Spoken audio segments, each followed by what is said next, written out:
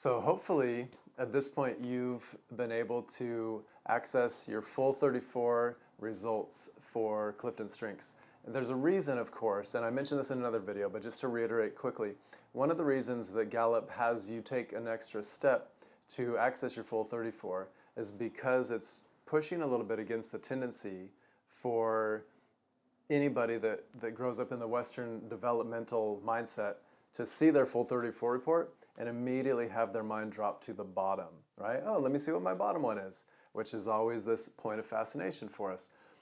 Gallup is strategic in only revealing your top 5 at first because the point is to get you really familiar with the top 5 and have you focus your energy and attention initially on, okay, what is strongest about me?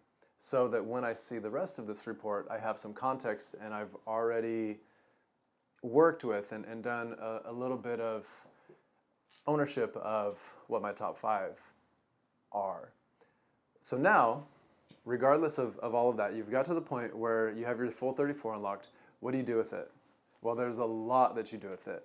But one of the first things you want to do is when you go into your Gallup account, you'll see a link that says Show All Reports. And you might already be looking at a page that has a list of different reports. The one you're going to want to open up at first is called the Theme Sequence Report. So if you have a window open right now or have a device where you can look at this, go ahead and open up your Theme Sequence Report. And what you're going to see is probably about 3.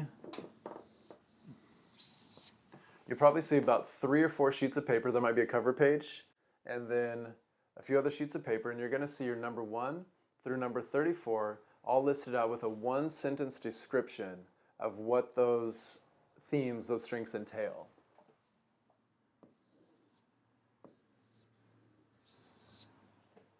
So if you have this, the next thing you want to do is, if possible, you want to print this out. But you might, if you're not able to do that right in this moment, you can just kind of do this mentally. But generally how this works is that according to Gallup's years and years of research, most people don't pull from or live from on a daily basis only their top 5. Really where the gold is in that whole section of about down to number 12 or so. Now that might vary, give or take 1 or 2, right? So for you it might be your top 10 are really potent. For some of you, it might be all the way down to number 14. Generally speaking, though, it's right around top 12. So what I want to invite you to do is go ahead and read over that theme sequence report. And when you get to a point where, as you read the description, the energy starts to drop off from this is totally me to this is sometimes me, then what you want to do is you want to draw, so let's say for me it's right around the difference between 12 and 13. So once let's say it's on the top of this page here. So here's 1 through 11. So what you want to do is either in your mind or with a pen or pencil, draw a line right around where it starts to drop off in intensity for you. So again, for me it's right around 12. So these top 1 through, we'll just say in this case 12, it's almost like the first string of your team, or these are the themes that, it's like this is pretty much always you. This is consistently what you bring to the table. Now the challenge is how do you really hone these things into strengths? Another way to look at it is these are kind of like the lens through which you see the world on a consistent basis. This is just your way of seeing and showing up in the world.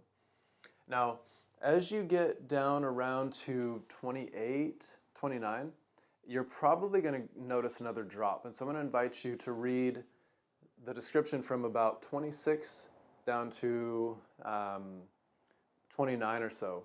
And notice when all of a sudden it goes from this is sometimes me to that's really draining to try to be that way. And when that starts to shift, when that starts to really taper off, you want to draw another line. So for me, it's right around 30, I'd say it's around 29. So I'm going to draw a line between 28 and 29. So there's different ways you can talk about this. Some people call it kind of your always themes, your sometimes themes, your rarely themes. Remember that these bottom ones aren't things that you can't do. It's just the more you have to live from that, the more you have to pull from that, the more it's going to drain you, generally speaking. These middle of the pack themes, it's kind of like the supporting cast. You have access to them, you can pull from them, but generally speaking, that's not what you lead with. That's not just the natural default way that you show up in the world. But knowing that you can pull on them and refer to that or lean on that when necessary is incredibly helpful. But really where the life is these 1 through 12. So as you're watching these videos, as you're going through the course, then think about these descriptions in light of this reality. So as you're watching a video that's found in your 1 through 12, you're paying attention to, yeah, this really resonates with me, or what really resonates with me? How do I energize this theme more? How do I pull from this theme more? When you get down to this middle section, just be aware that that's on the scene and that that's somewhere in the mix. You can do that when you need to. When you're listening to the videos of the themes that are listed in your bottom portion, it's almost like you want to take that and flip it. The description of that theme that I give in the video, it's kind of like when you have to operate in the ways I'm describing, that's what's really going to drain the life out of you. That's what really forces you to dig deep in a way that you don't want to have to do on a consistent basis.